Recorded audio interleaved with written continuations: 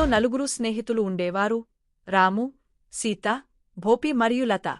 వాళ్ళు ఎప్పుడూ కలిసి ఆడుకునేవారు, కలిసి చదువుకునేవారు మరియు కలిసి సరదాగా గడిపేవారు.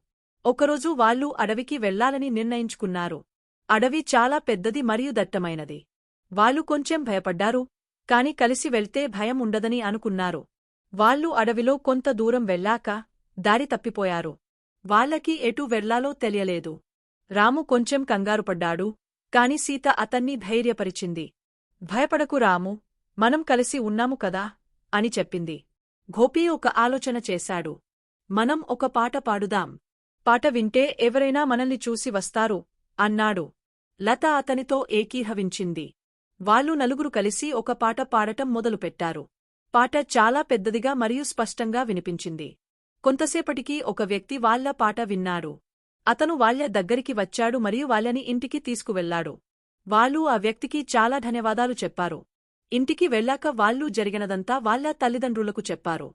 వాళ్ళ తల్లిదండ్రులు వాళ్ళని మెచ్చుకున్నారు మరియు జాగ్రత్తగా ఉండమని చెప్పారు. ఈ కథ మనకి ఒక ముఖ్యమైన విషయాన్ని చెబుతుంది. అదేమిటంటే, మనం ఎప్పుడూ కలిసి ఉండాలి మరియు ఒకరికొకరు సహాయం చేసుకోవాలి. కష్టమైన పరిస్థితుల్లో కూడా మనం ధైర్యంగా ఉండాలి. మన స్నేహితులు మనకు తోడుంటే మనం ఏదైనా సాధించగలము. ఈ కథలోని నలుగురు స్నేహితులు మనకు ఒక మంచి ఉదాహరణ. వాళ్ళు కలిసి ఉండి, ఒకరికొకరు సహాయం చేసుకుని, కష్టమైన పరిస్థితిని ఎదుర్కొన్నారు. మనం కూడా వాళ్ళలాగే ఉండాలి. మన స్నేహితులతో కలిసి ఉండాలి మరియు వాళ్ళకి సహాయం చేయాలి. పిల్లలు, మీరు ఈ కథను గుర్తుంచుకోండి. మీ స్నేహితులతో కలిసి ఉండండి మరియు వాళ్ళకి సహాయం చేయండి. కష్టమైన పరిస్థితుల్లో కూడా ధైర్యంగా ఉండండి.